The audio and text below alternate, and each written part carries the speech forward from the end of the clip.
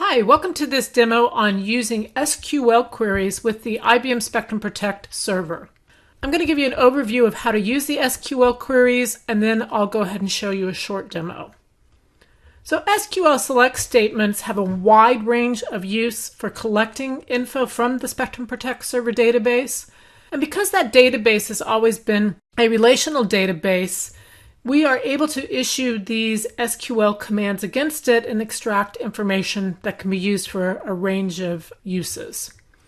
So the basic syntax for these SQL query command is going to be select, and then it's either all or a distinct piece from a specific table where a certain condition is met, group by the column list, having specific conditions, ordered by, and then a column list, either ascending or descending.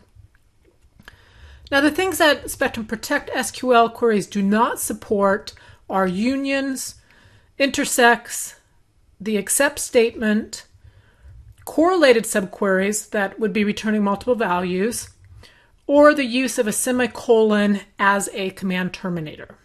In order to find out the tables inside of the Spectrum Protect server, from a Spectrum Protect server admin command line, you're going to issue this select tab name from syscat.tables. You'll then take one of those tables that appears, and you'll be able to find the parameters needed to be able to filter a list on, and you can do that with the select star from that specific table name that you got from step number 1. And then finally, you'll build that command using the format select the item you're looking for from the desired table where a parameter that's valid for that table, ordered by, and then the field you want the output to be ordered by. So I'll run a very basic example of that here in a second. Some useful tables that you'll see when you do this select tab name from syscat.tables include the occupancy and the summary table. There are some extremely large tables inside of our Spectrum Protect database, and so if you are going to query against these, you will want to qualify that data. Two of those tables are the backups and the archives table, so be very cautious on how you utilize those, especially if you have a big Spectrum Protect database instance. When you issue a query inside of Spectrum Protect, a lot of those queries are using the same information from the same tables. But one thing to realize is that our developers have created the queries to be very streamlined and not to bog down the Spectrum Protect server. So if you do use the select statements, you might want to try them first of all on a test machine before you put them into a full-blown production Spectrum Protect server. Another thing to know is that these SQL statements, you're on your own writing them. This isn't something that level 1 or level 2 would be able to help you with. There are, however, a lot of great examples of SQL statements for Spectrum Protect or TSM. If you just go out to Google and do a search, you'll see that lots of other Spectrum Protect users have actually posted different SQL queries that they've run and what the output looks like. So do take a look at those if you want to see some other examples. Now, you can also issue these customized commands from the Operations Center. We have a reporting feature that allows you to set up for these SQL commands to be issued on a regular basis and then the output to be emailed to a specific group of people. And so I'll also show you how to do this in the demo. But basically, you're going to give it a report name. You're going to select at what time you want it to run and when you want this query to run, and then who you're going to send the data to. Is it going to be a Spectrum Protect administrator with the email associated? Or is it also going to include people who might not be administrators, but who have an invested interest? And in that case, you can just put an email address on this line. And of course, you can send it to one or more people there. Next, you're going to choose which Spectrum Protect server you want to run this against. It can either be one server or all of the servers that the Spectrum Protect Operations Center is monitoring. Next, you'll enter the SQL queries. And these SQL queries have a max size of 1,450 characters with 5,000 rows per query. The nice thing about the Operations Center is we actually check the SQL command for validity.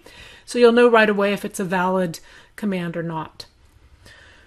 I do have another YouTube video out there on using these reporting features, and there's also some examples out here in Developer Works on this link. Okay, let's go ahead and get started with the demo. So from inside of the Operations Center, go into Settings and Command Builder, and from here we're first of all going to select tab name from syscat.tables, which will show us all of the specific tables out there. For our example, we're going to use this STG rule table. We're going to go ahead and exit out of there. And we're now going to issue select star from STG rules. And now you can see the specific items that are part of the STG rule table. For this simple example, we're going to query on type of no tiering. So notice that right here. Now, one other way that you can find the columns that are associated, you can do this select call name, type name, length from syscat.columns where tab name equals STG rules. And you might find this faster if you have a lot of information out in your database. Okay, now we're going to issue select rule name from STG rules where type equals no tiering, and this will give us the specific rules that have type equals no tiering. Now this was for one specific Spectrum Protect server. We're going to copy this command and we're now going to put it into the Operations Center command builder so that we can run a report on it every day and have that report sent out to a specific set of people. So we click on Reports, Add Report, SQL Builder. We give the report a name. In this case, we're going to call it Storage Rules. We're going to choose what time we want it to be sent at. We're going to choose 2:30 p.m. And then we're going to choose how often we want it sent out. If we want to send out every day, or if we want to select specific days of the week to have it sent from. Then we're going to enter who we want it sent to. You can either enter a specific email, or you can enter a Spectrum Protect admin that has an email associated with it. You can choose to have it report on all the servers that are monitored by the Operations Center or a specific one. You can give each of the SQL queries that are part of this report a name. So we're going to call this no tiering. And then you can enter in the SQL command. Now, if you do make a typo, the nice thing is that it'll actually show you that there's an error, as you can see here. So let's go ahead and fix that typo. If you did want to add additional SQL queries to this report, you click on the plus, and then you could add in a second, third, fourth, fifth, whatever SQL query.